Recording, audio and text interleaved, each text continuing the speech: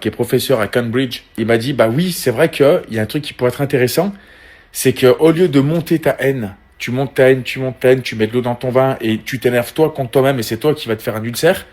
Et ben, donne aux gens ce qu'ils veulent. Tu veux être con, je vais être con avec toi et je vais te taper dans leur feuille. C'est-à-dire que je serai respectueux des lois, je vais être bête et discipliné, ça va me décharger la haine qui monte en moi, parce que je suis quelqu'un de très haineux. Et en plus de ça, je vais être content parce que je vais dire, putain, toi, t'as ce que tu mérites. T'as voulu être teubé sur la route, tu veux pas respecter les autres. Tiens, crash maintenant. Je vais en tordre des caisses, je vous le dis, hein.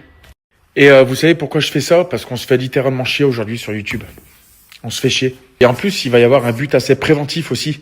Je vais vous faire voir les plus grosses erreurs que les Français y font sur la route. Ça va être terrible.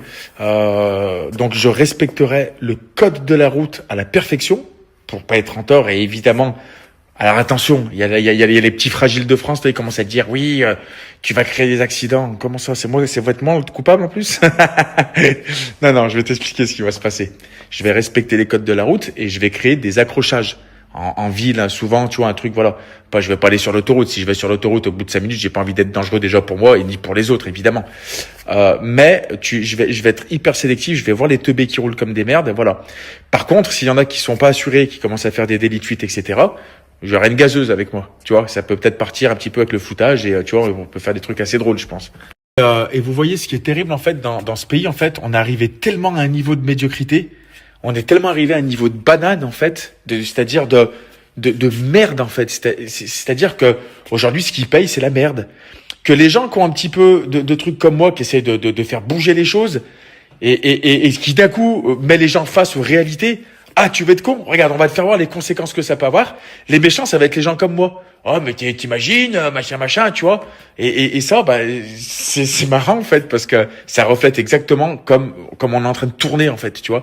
Légalement parlant, là, je suis à 100% légal et 100% dans mes droits. Je crains absolument rien. En niveau juridiction, au niveau assurance, etc., je crains absolument rien. Et aussi, avant de recevoir un nombre de messages, j'ai pas lu vos messages, j'enchaîne les stories, là.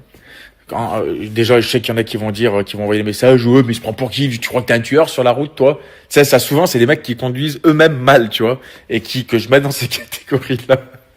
En fait, il va y avoir des gens qui vont m'écrire ça, ou qui vont dire, ou qui doivent penser, ah, mais tu crois quoi? Tu crois que t'es Schumacher sur la route? Non, j'ai pas dit ça. J'ai pas dit ça. Moi, j'ai dit que moi, j'ai été chauffeur-livreur. Moi, j'ivrais du sang et des organes avant. D'accord? Je faisais 1000 kilomètres toutes les nuits. J'ai vu des morts. J'ai vu des jeunes de 21 ans qui pendaient en sortie de boîte de nuit à Montpellier, là-bas. Ceux qui connaissent, vers le Milk, je crois il s'appelait. J'avais eu un gros carton. J'ai vu un gamin, il était mort. Il avait les